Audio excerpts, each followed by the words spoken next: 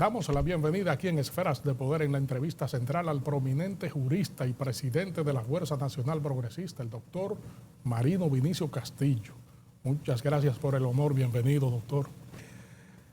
Me siento muy complacido de que me hayan traído del exilio al programa, porque me impusieron un exilio como de 3 o 4 años. No, usted estaba perdido. Yo Sí. estaba diciendo, Y me ¿dónde? he encontrado con un magnífico estudio, un personal muy profesional. Estoy muy complacido. Bueno, yo dije, el doctor sí nos va a complacer ahora con motivo del 10º aniversario. Ahora sí él no va a poder decir que no viene. Muy bien. Sí.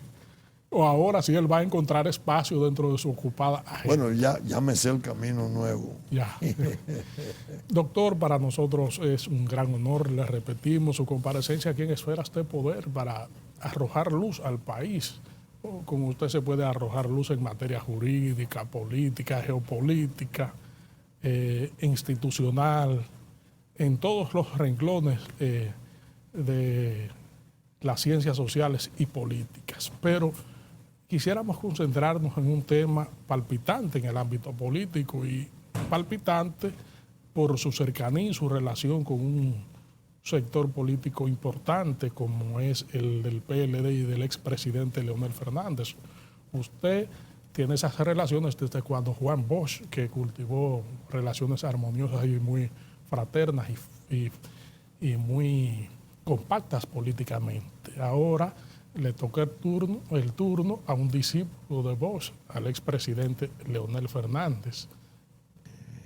Mira, Federico, yo he estado luchando durante años y en las respuestas últimas he estado exhibiendo las pruebas de mis esfuerzos. En la propia transición del año 12, en junio del año 12, le escribí yo una carta común de un texto único a Danilo Medina y a Leonel Fernández, en la que les advertía de la necesidad de conservar la unidad. Se había producido un reencuentro innegable en ocasión de las elecciones del 12, luego de un distanciamiento que hubo entre ellos, cuando Danilo se apartó del gobierno, hizo sus esfuerzos con los sectores externos, vuelve en el 12 a competir con Hipólito Mejía y la posición de él era muy difícil. Hipólito tenía alrededor de un 22% por encima en las encuestas. Entonces se produjo un movimiento interesante de acercamiento. Y Leonel, que era el presidente, evidentemente giró en forma correcta. Y yo me sentí en la necesidad de escribirle esa carta común, original, porque presentía que luego de Danilo asumir el poder vendrían las intrigas, todas las maquinaciones que los grupos que rodean a los presidentes saben crear. Esa carta yo la leí en la respuesta antepasada. Mandé 3 más. He hecho esfuerzos desde el programa mío hasta enronquecer. Y he sentido tanto que se produjera una situación como la actual, desagradable, peligrosa, sobre todo porque la paz nacional, la paz moral del país y muchísimos aspectos de su suerte.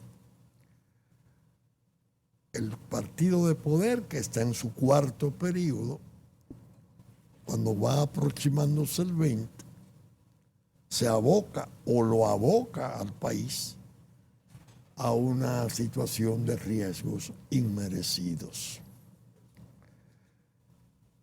Mañana es la celebración de la reunión del Comité Central para seleccionar y aprobar los precandidatos del Partido de Liberación Dominicana. En mi blog La Pregunta, yo escribí este miércoles un trabajo de reflexión, un poco severo, pero debidamente severo, porque me apena que el partido, que fuera una estrategia luminosa de don Juan, un arma que le daba don Juan a la República para su organización, que siempre inspiró respeto por su comportamiento paradigmático, su disciplina, pudiera llegar a producirse ese desencuentro de tal modo que una reunión de un comité central está llenando de crispación y temor a la sociedad, porque están circulando todas las especies,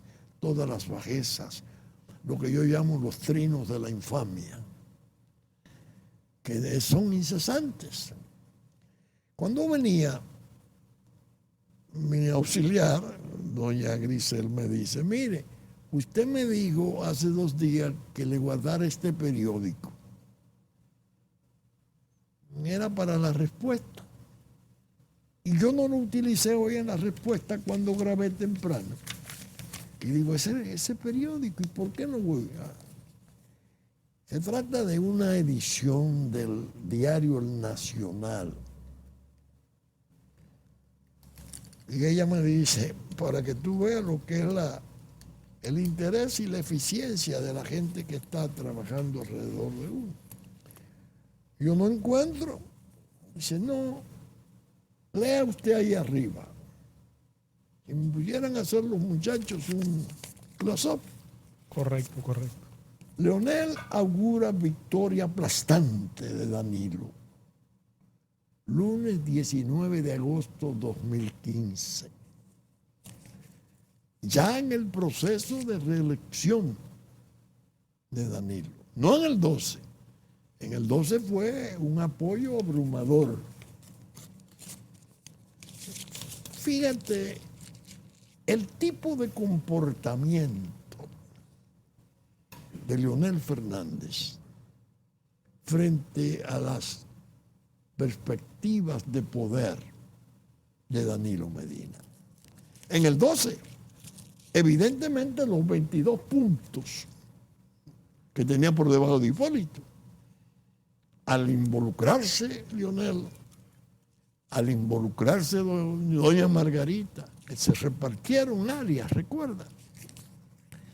Tanto que Danilo llegó a decir, a raíz de su triunfo, que Leonel había trabajado con más interés que si hubiese sido una campaña propia. Esto era lo que a mí me preocupaba por llevarlo a conservar. Extrapolando eso que usted ha dicho ahora, doctor, frente al panorama. Saco esto a relucir. Sí. Ahora, cuando veo obscenidades, Leonel no puede ser. Bueno, pusieron a un señor, no lo conozco, a intentar ante el Tribunal Electoral introducir una acción para impedir la inscripción de Leonel Fernández. Y esos rumores terribles por debajo, y que el Comité Central lo va a segregar, y que no lo van a admitir. Yo digo, Dios mío, ¿cómo una organización tan vital, tan sensitiva para el país puede descomponerse en esos términos? Eso es una manera de dañar al país. Por eso, cuando ella me mostró el periódico, yo no encontraba ni siquiera de qué se trataba. Me dice, mire, lea aquí. efectivamente. Ya no en el 12. Estoy hablando en el 15, era la edición del Nacional. Leonel augura victoria aplastante de Danilo. Asegura que solo se espera concluir los pactos para activar la maquinaria electoral PLDista. ¿Qué significa esa retrospección que usted hace con el Bueno, momento porque actual, estamos doctor? viendo todos los trastornos, todos los nubarrones, todas las celadas y todas las denegaciones y bajezas que se están produciendo.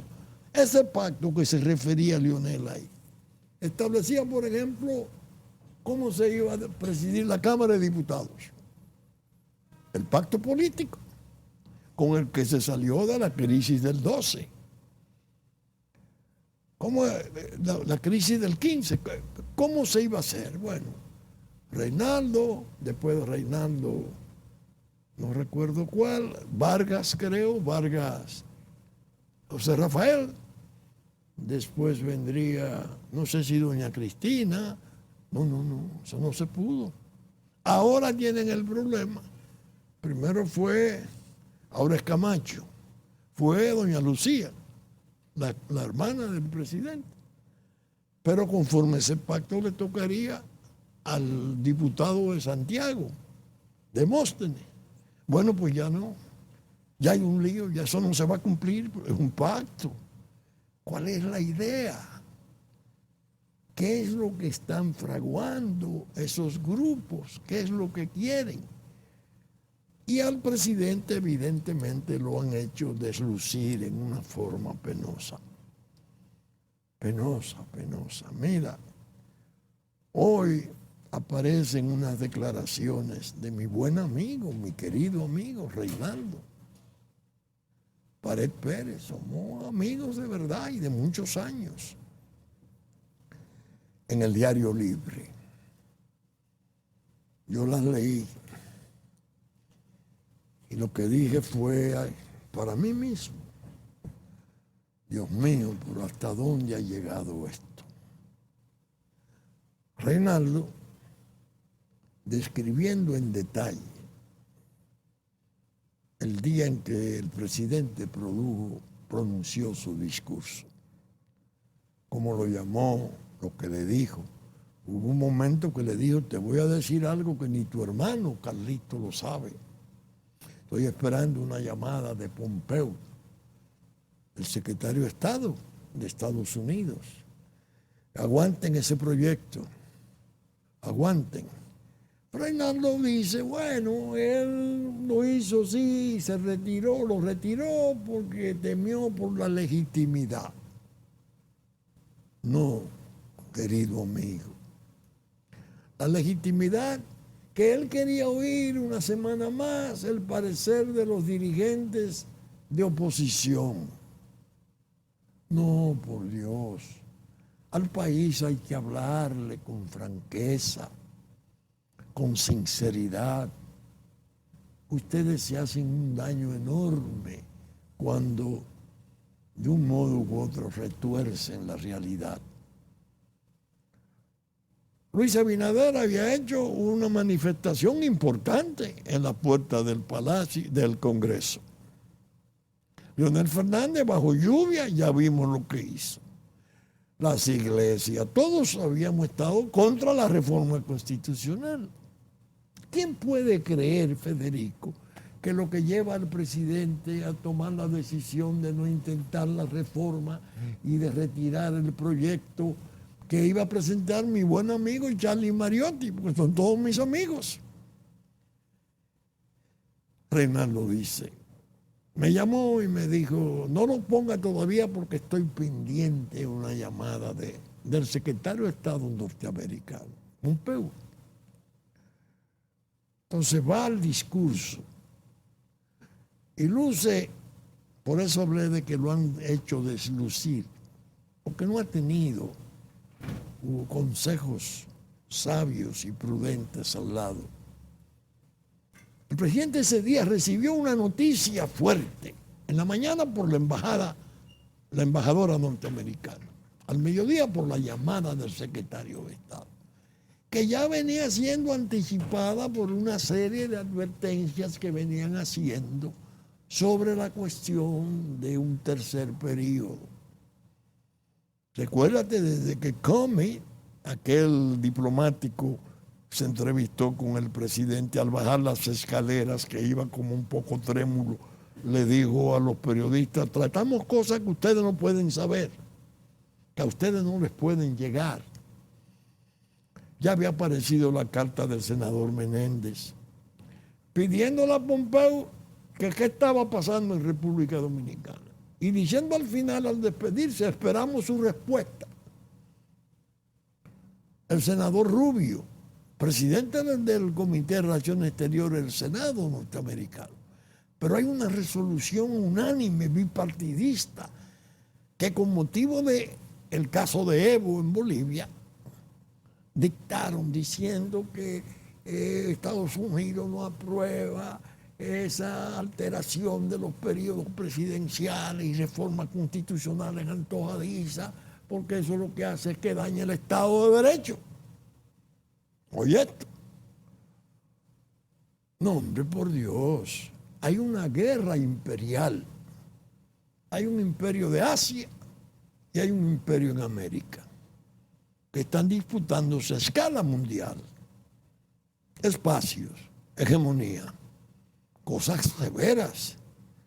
La lucha por el comercio, la lucha por los mercados, con un trasfondo de ideología que precisamente el embajador de China Popular en un artículo de ayer lo vacía con toda franqueza.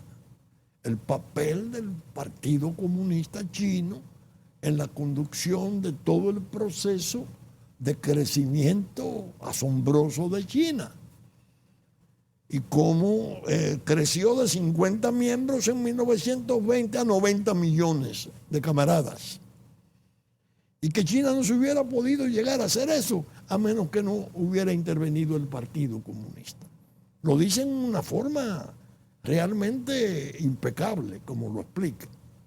Ahora bien, ¿qué genera eso, esa acción china? La reacción de Norteamérica. ¿Cuál fue? La que se vio claramente. Declarar que haberle hecho a Taiwán aquello era un acto de traición. ¿Quién? El gobierno nuestro. Teníamos relaciones comerciales fluidas y voluminosas, pero al cambiar a las relaciones ya formales, el intercambio, bueno, viste la visita y ahora viene el presidente Xi Jinping, va a pasar por la República Dominicana. Óyeme, el asunto es importante. El imperio de aquí, del Caribe y América, no el de Asia, porque es entre imperios que estamos, evidentemente ha estado vetando la posibilidad de que la gente que hizo la relación pueda permanecer en el poder en una violación constitucional, estableciendo una oportunidad de una reelección de tercer periodo. ¿Qué ha ocurrido? Al día siguiente del discurso, el presidente Medina cita a los 5 o 6 compañeros que había exhortado a que renunciaran a sus posiciones para dedicarse a su precandidatura. Y se supone que lo estaba alentando a que se relanzaran. Así se vio. Ah, caramba, ahí viene el fenómeno Gonzalo Castillo, el ministro de Obras Públicas, que dice el señor Marchena, Danilo es Gonzalo, Gonzalo es Danilo.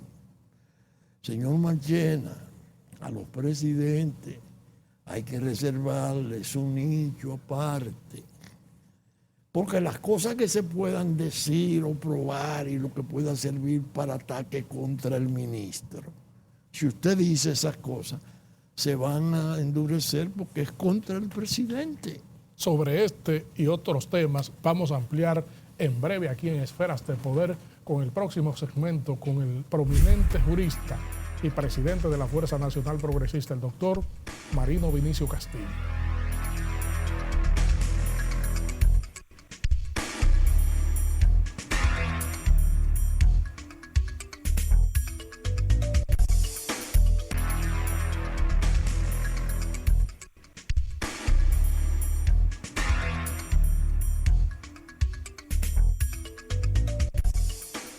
Estamos conversando aquí en Esferas de Poder con el prominente jurista y presidente de la Fuerza Nacional Progresista, el doctor Marino Vinicio Castillo. Doctor, retomando el diálogo, hay un panorama actualmente a propósito de la retrospección que usted ha hecho en torno a la candidatura presidencial del PLD.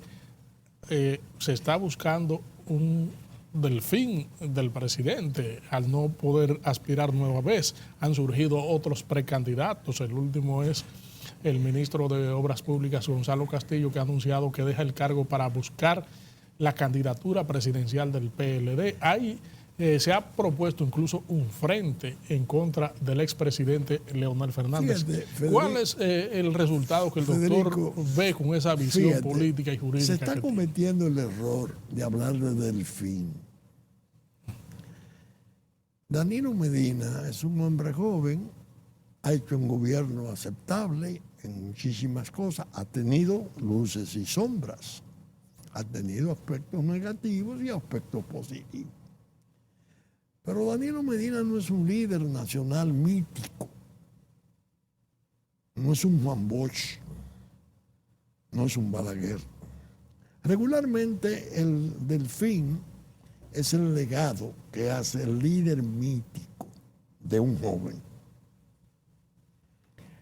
Gonzalo Castillo y Danilo Medina son amigos y relacionados. Así no se crea un delfín. Tú sabes que te voy a mencionar un delfín, Leonel Fernández. ¿De quiénes? De Juan Bosch y de Joaquín Balaguer. Los que le subieron los dos la mano en el Olímpico. Eso es establecer un delfín. Establecer un sustituto de Danilo puede ser incluso hasta una imprudencia, porque los alcances del veto del norte, con motivo de la cuestión china de que he hablado, no son enteramente personales. No son enteramente personales. Ellos pueden estar viendo en Gonzalo una prolongación del gobierno de Danilo. Incluso lo están hibridando muchos con la rehabilitación, con la habilitación de Danilo Medina para volver.